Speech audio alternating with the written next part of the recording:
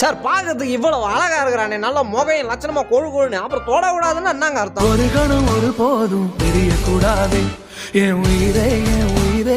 சரி, நான் ஏதோ ஒரு நினைப்புல கதவை வேகமா திறந்தனா என்னடா பண்ணுவீங்க? கூட்டம் கூட்டமா உள்ள உட்காந்துக்கிறானுங்க.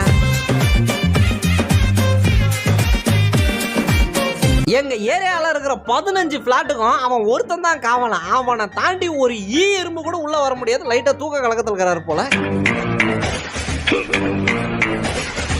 ஒரு வித்தியாசமும் தெரியல. கண்ணை திறந்து இருந்தாலும் அப்படிதான் இருக்கிறேன், கண்ணை மூடி இருந்தாலும் அப்படியே தான் இருக்கிறேன். நான் என் வீட்டு நாயோட சுறுசுறுப்பு தனத்தை பாக்குறதுக்கு கேமரா ஃபிட் பண்ணி கீழே விழுந்துட்டானா, விழுந்த என்ன படுத்து தூங்கிருச்சு கீழேயே.